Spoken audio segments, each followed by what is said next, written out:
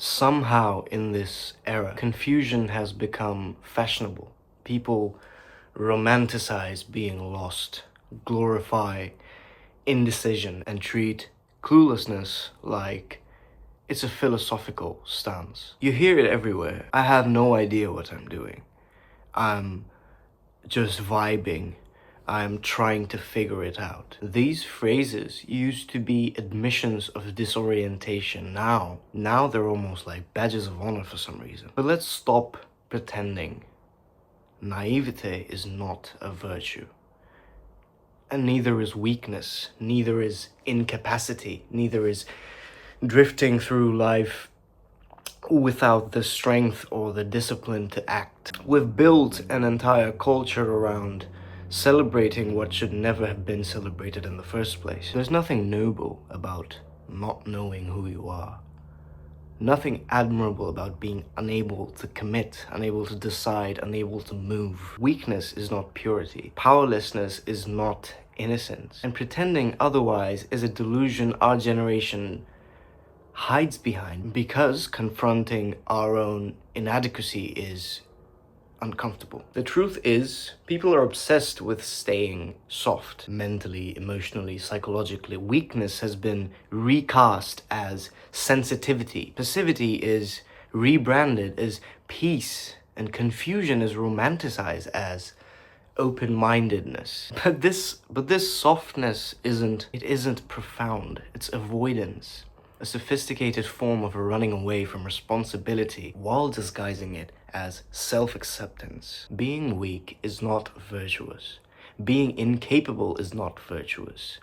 Being unable to act is not virtuous. Virtue is strength under control, not weakness without effort. The virtuous man is not the one who cannot cause harm. The virtuous man is the one who could easily, powerfully, decisively, and chooses restraint. Modern culture completely misses this distinction. People think virtue is softness. They think being harmless makes you good. It doesn't. Harmlessness makes you irrelevant. Harmless people don't build, don't lead, don't protect. They don't create. They simply exist at the mercy of those who do. True goodness requires capacity. True virtue requires potential, and true self-control will only exist when you have something to control. What is there to restrain if you are weak? What is there to master if you have no strength? What is there to refine if you have no capability? Weakness is not morality. It's unfinished development. But because building strength is difficult, because cultivating capability requires discipline, effort, and confrontation, people choose the easier story.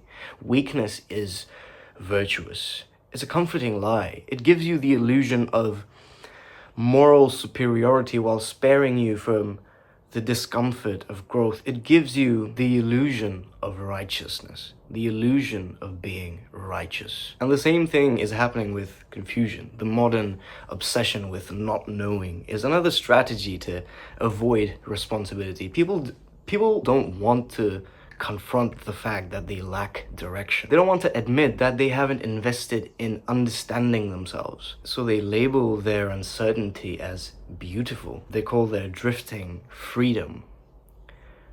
But drifting isn't freedom.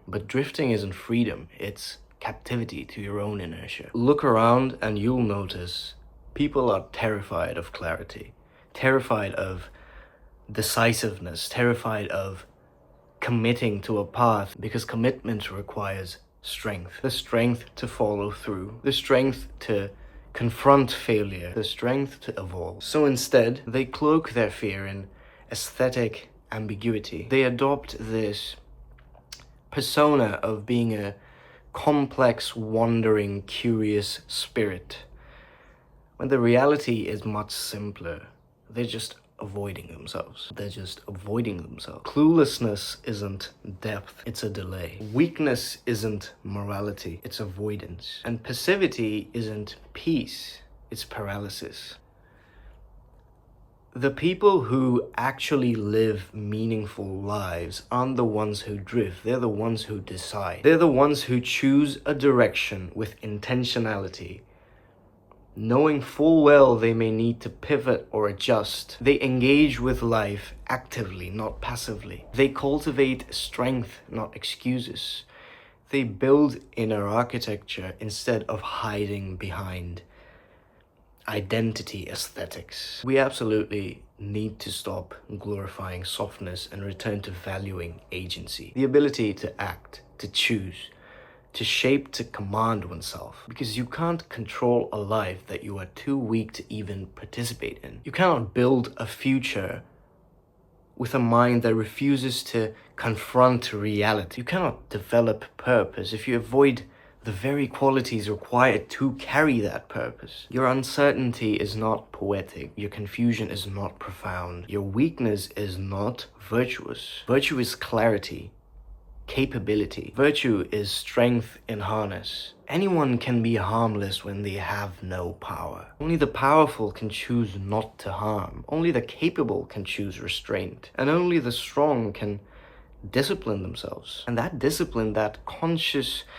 deliberate internal command is where the real character forms. So if you feel lost, don't try to romanticize it. Study it, examine it, trace its origin. Ask yourself why you're so disconnected from your own nature. Ask yourself what strengths you abandoned, what curiosities you ignored, what capacities you refused to develop because they required effort. Understand that clarity does not descend from the sky. It emerges from courageous self-analysis and consistent action. And if you feel weak, don't pretend it's noble, okay? Strengthen yourself. Build the muscle, physical, emotional, intellectual, spiritual. Develop the ability to act with precision and force. And then, once you have that ability, practice restraint, discipline, intention. That is virtue. That's maturity. That is self-mastery. Weakness is absolutely not something that you should aspire to protect. It's something that you should aspire to transform. Stop worshipping confusion. Stop glorifying helplessness. Stop loving the parts of yourself that keep you small. Cultivate competence. Cultivate discernment. Cultivate strength. Then refine it. Because the world does not reward the naive. The naive are used, shaped, manipulated, and consumed. They become characters in a story written by someone else. Be the one who writes and directs. Be the one who decides. I'm begging you to be the one who decides. Naivete is not a virtue. Strength is. Clarity is. Discipline is. And the capacity for action held in deliberate restraint is. And the sooner you embrace that, life will stop happening to you. Life will happen because of you. As always, I am rooting for you. You have a lovely day.